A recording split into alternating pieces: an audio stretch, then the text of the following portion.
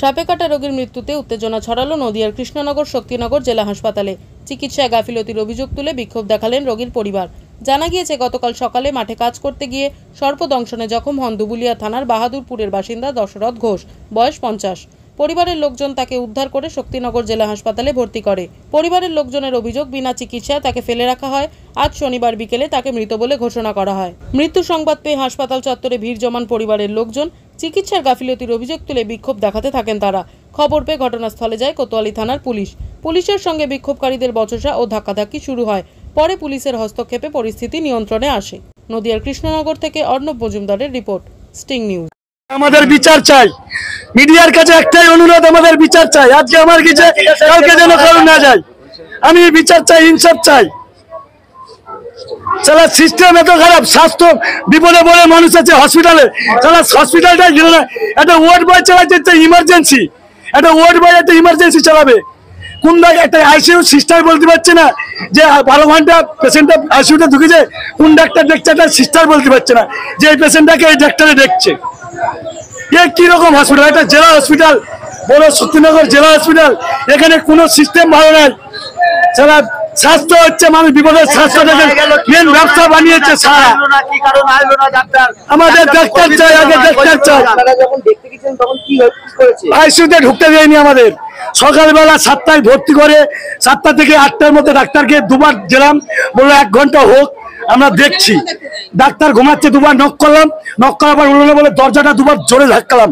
এসে গরম মেরে বলছে অভদ্রতার মতন কেউ নক করে এবং করে। আমি বলছি 4 বার নক করলাম আপনাকে, আপনি উঠছেন না, নরম দেখলাম আছে কিনা। তা ভুল হয়ে গেছে, তা বললাম ভুল হয়ে গেছে। তা বলছে আমাদের সময় দাও, দিয়ে 1 ঘন্টা পরে আইসিইউতে ঢুকিয়ে দিল। আর আইসিইউতে আমাদের কাউকে ঢুকতে দেয়নি। আইসিইউতে ঢুকে কোনো ট্রিটমেন্ট হয়নি, কেননা ট্রিটমেন্ট হয়নি।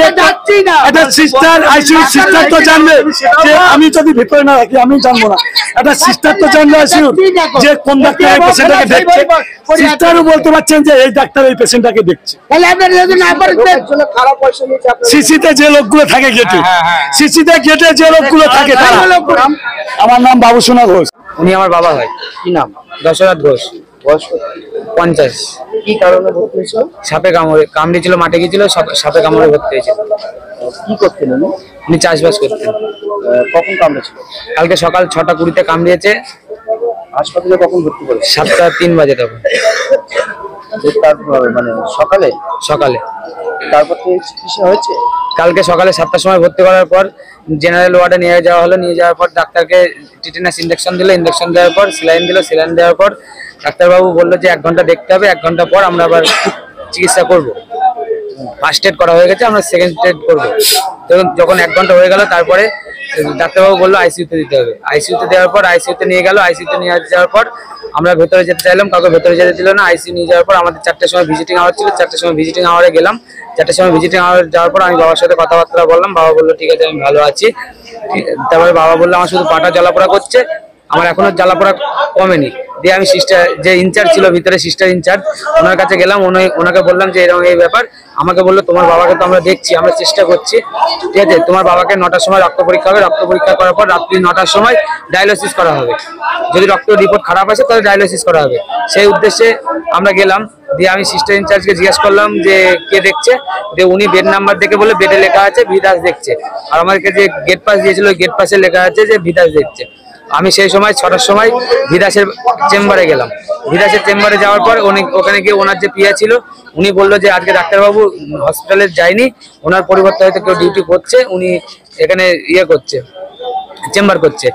আমি চলে আসার পর উনি পিএ ফোন করলো ওখান থেকে, ওই ডাক্তার ভি দাসের। তারপরে উনি বললো যে হ্যাঁ ওখানে অর্পণ চক্রবর্তী ডাক্তারবাবু আছে, উনি দেখছে। আমি আসলাম, এসে এখানে আমি ডাক্তারবাবুকে চিনে না বলে গুগল থেকে ছবিটা বার করলাম। ছবিটা বার করে আমি এখানে গার্ড যারা ছিল তাদের দেখালাম। তারা বললো না ইনি না, তুমি ওখানে বসো, যখন ডাক্তারবাবু আসবে তোমাকে ডেকে দেবো। যখন ডাক্তারবাবু ভিতর জেনারেল ওয়ার্ডে আসে তখন আমাকে এরা নক করে দেয়। দিয়ে আমি জেনারেল ওয়ার্ডে যাই। জেনারেল ওয়ার্ডে যাওয়ার পর ওনার যে পিএ ছিল ওনাকে বলছি যে এটা ইনি অর্পণ চক্রবর্তী। উনি আমায় বললো হ্যাঁ এটা অর্পণ চক্রবর্তী। যে আমি ডাক্তারবাবুর সাথে কথা বললাম। ডাক্তারবাবু বললো আমার আইসিইউতে আমার আন্ডারে কোনো পেশেন্ট নেই। তারপরে আমি আইসিইউতে যাওয়ার চেষ্টা করলাম, আইসিইউতে আমাকে ঢুকতে দিল না। যে কোনো ইনচার্জের সাথে কথা বলবো কি কিছু বলবো, কিছু করতে দিল না। সারা রাত আমাকে আর কিছু করতে দিল না। আমি 3-4 বার গেলাম, আমাকে সিকিউরিটি একবার নামিয়ে দিল উপর থেকে। যখন রাত 3টে বাজে তখন আমি গেলাম, তখন আমায় ঢুকতে দেয়নি। তারপরে আমি সকালবেলা যখন 6টা বাজে তখন এখানে আমি সহায়তা কেন্দ্রে ওখানে গেলাম। ওখানে যাওয়ার পর আমি বললাম যে এই ব্যাপার, আমি রুগী রেফার করবো। যে আমাকে বললো ঠিক আছে, তোমার গেট পাস দেখাও। গেট পাস দেখালাম, দিয়ে ভি দাস লেখা আছে। দিয়ে বললো এই ডাক্তারবাবু তো কালকে আসেনি। ওরা নিজেরাই বললো যে কালকে ডাক্তারবাবু আসেনি, তা কালকে কে দেখেছে ওরা নিজেদের মধ্যে আলোচনা করে আমার হাতে 2টো গেট পাস ছিল, আমার সাথে একটা গেট পাস কেড়ে নিয়ে সেখানে ভি দাস করে দিল। আর আমার কাছে একটা গেট পাস ছিল, ওই গেট পাসটা আমি ওনাদের দিয়ে নিবো, ওই গেট পাসটাতে ভি দাসই করা আছে। তারপরে আমি গেলাম 10টা, যখন 10টা আমাকে বললো যে ঠিক আছে 1 ঘন্টা পর তোমাকে জানানো হবে। 1 ঘন্টা জানানোর পর আমি উপরে গিয়ে আইসিইউর সামনে বসে আছি। তখন ভিতরে যাব, ভিতরে আমাদের যেতে দিল না। তখন একজনকে পয়সা দিয়ে, একটা যে গেটে ছিল তাকে পয়সা দিয়ে আমরা ভিতরে গেলাম। ভিতরে যাওয়ার পর ডাক্তারবাবুর সাথে কথা বললাম। যে ডাক্তারবাবু ছিল না, যে ইনচার্জ ছিল, কোনো ডাক্তারবাবু পাইনি কালকে থেকে আমি। তারপর যে ইনচার্জ ছিল, ইনচার্জকে বললাম। ইনচার্জ বললো এইভাবে কোনো রেফার দেওয়া যাবে না, তোমার বাবাকে 1:30টার সময় করা হবে, ডায়ালিসিস করা হবে। তাই আমি ডায়ালিসিস তখন বললাম যে দেখো যদি কন্ডিশন খারাপ থাকে তাহলে আমার পেশেন্ট আমাকে রেফার করে দাও। বলে কোনো রেফার হবে না, তুমি যদি নিজের মতো নিয়ে যেতে পারো নিজে নিয়ে যেতে পারো। এবার সেভাবে তো আমি নিয়ে যেতে সাহস পাইনি। তাই আমি 1:30টার সময়, যখন 1:30টা বাজে তখন আমি ওখানে দাঁড়িয়ে আছিলাম। দাঁড়িয়ে থাকার পর আমাকে বললো ঠিক আছে তোমার বাবাকে নিচে নিয়ে যাওয়া হবে। নিচে নিয়ে যাওয়ার সময় আমি নিচে নিয়ে গেলাম, ডায়ালিসিস দিয়ে আসলাম। তখন বাবার কন্ডিশন খুবই খারাপ। আমি তখনও বললাম ডাক্তারবাবু, মানে উপরে গেলাম, উপরে গিয়ে বললাম যে এই ব্যাপার। তো ওরা বললো ঠিক আছে, ঠিক হয়ে যাবে। যখন ডায়ালিসিস রুমে আছে তখন বাবাকে আমি দেখতে গেলাম। বাবা দিয়ে আমি ডায়ালিসিস রুমে যে ওয়ার্ড বয় আছে, ওয়ার্ড বয়কে বললাম, ডায়ালিসিস রুমে কোনো ডাক্তার নেই। ওয়ার্ড বয়কে বললাম যে বাবার কন্ডিশন কেমন। উনি বললো না ভালো আছে। ওই যে ভাবলো ভালো আছে, তার 10 মিনিট পরে আমাকে ফোন করলো যে তোমার বাবা মারা গেছে। চিকিৎসার কারণে মারা গেছে? এটা কোনো চিকিৎসা হয়নি। আমি এটাই চাই যে আমার বাবা তো মারা গেছে, এই জন্য যেন কোনো গরিব মানুষের ক্ষতি না হয়, এটা আমি চাই। স্বাস্থ্য দপ্তরের কাছে আমার এটাই অনুরোধ। কোথায় কোথায় অভিযোগ জানাবে? এটা আমি স্বাস্থ্য দপ্তরের কাছে অভিযোগ দেবো, এখানে যে জিএম আছে ওনার কাছে অভিযোগ দেবো। আবার আমি থানায় গিয়েছিলাম, থানায় আমার কোনো অভিযোগ নেয়নি। পুলিশ এসছে? পুলিশ এসছে। পুলিশ আমরা মানে উপর থেকে নেমে আসার আগে পুলিশ চলে এসছে। ওরা সব সেটেলমেন্ট করেছে, যে কোনো কারণে ওরা পুলিশ নিয়ে চলে এসছে। আমাকে দেখতে দেয়নি কিন্তু টাকা দিলে দেখতে দেবে। ঠিক আছে, বাবাকে দেখতে দেয়নি কিন্তু টাকা দিলে বাবাকে দেখতে দেবে। আপনার নাম? আমার নাম তন্ময় ঘোষ। কোথায় বাড়ি? আমার বাড়ি বাহাদুরপুর। বাহাদুরপুর কোথায়? আমার বাড়ি বাহাদুরপুর মল্লিকপাড়া। ভর্তি করার পর খানিকক্ষণ জেনারেল ওয়ার্ডে রেখে দেয়। রেখে দেওয়ার পর শিশুতে ট্রান্সফার করে। শিশুতে নিয়ে যাওয়ার পর আমাদের ভিজিট করতে দেয়নি, 4টার সময় ভিজিট করতে দিয়েছে। ভিজিট করার পর ওনাকে বলা যে রাত 9টার সময় ডায়ালিসিস হবে। আমরা বসেছিলাম, বিবেক স্যারের আন্ডারে পড়াতে আমরা ওনার চেম্বারে গেছিলাম। চেম্বারে গিয়ে জিজ্ঞাসা করলাম স্যার আছে, স্যার বললো পিএ ছিল, পিএ বলেছে স্যার নেই এখানে। পিএকে বললাম যে এরকম আমাদের একটা পেশেন্ট ওনার হাতে ভর্তি হয়েছে, উনি কি দেখেছে? বলছে পিএ বললো যে আজকে স্যার সারাদিন চেম্বারে ছিল, হসপিটালে যায়নি। দিয়ে তার পরিবর্তিত উনি ফোন করলে, সত্যনাথ হসপিটালে ফোন করলো।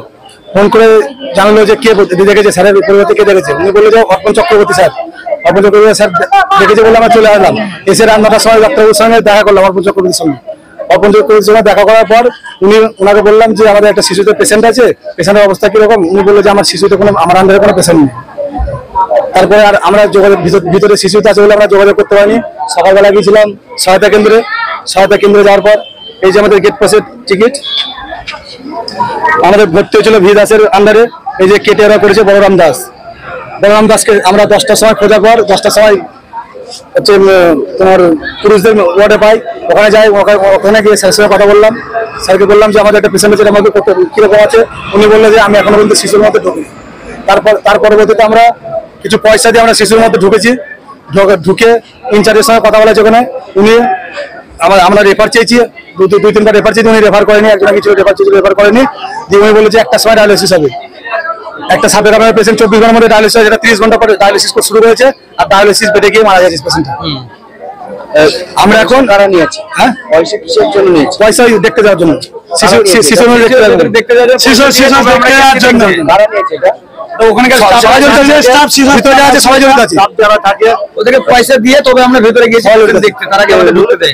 কার আন্ডারে ভর্তি ছিল? কি করতে কি? বিবেক দাসের আন্ডারে ভর্তি ছিল। বিবেক দাসের আন্ডারে ভর্তি ছিল। বিবেক দাস স্যার দেখেনি, কালকে ওনার চেম্বার করেছে, উনি হসপিটাল আসেনি। চেম্বারে ছিলেন? হ্যাঁ, উনি চেম্বারে ছিলেন, কালকে সারাদিন চেম্বারে ছিল। চেম্বারে উনি হসপিটাল আসেনি। উনি বাইরে গিয়ে দেখে আসেন। এরা বলছে যে নাইট ডিউটি আছে, উনি বাইরে গিয়ে দেখে আসেন। ফাইডেতে পরিষ্কার ভাবে লেখা আছে ফাইডে বিবেক স্যারের ডিউটি। আর এখানে মিথ্যাটা বলছে যে বিবেক স্যারের ডিউটি রাতে ছিল, সেজন্য ওরা রাতে ছিল বলে ওনারা বিবেক দাস বসিয়ে দিয়েছে, কিন্তু ওখানে লেখা আছে ফাইডেতে বিবেক দাস। সিস্টারকে জিজ্ঞেস করেছিলেন গর্ত করে ফেলে নাশ করেছে? সবাইকে জিজ্ঞেস করা হয়েছে। তারা বলছে ওই স্যারের আন্ডার আছে, স্যারের সঙ্গে কথা বললাম, আমরা স্যারের কাছে চেম্বারে গেছিলাম, সেই জন্য চেম্বারে গিয়ে স্যার ওই বললো যে এখানে এই শিশুকে ভর্তি করার পর কি হয়েছে ঘটনা? ভর্তি করার পরে এই যে ওরা 24 ঘন্টার মধ্যে ডায়ালিসিস করতে পারেনি, 30 ঘন্টার মধ্যে ডায়ালিসিস পেটে মারা গেছে। এখন আমরা ওই বিবেক দাস স্যারকে আমরা সামনে সরকারি মাইনে পায়, সরকারি পেশেন্ট দেখিনি, সরকারি কেন থাকবে না? উনি সরকারি হসপিটালে কেন থাকবেন?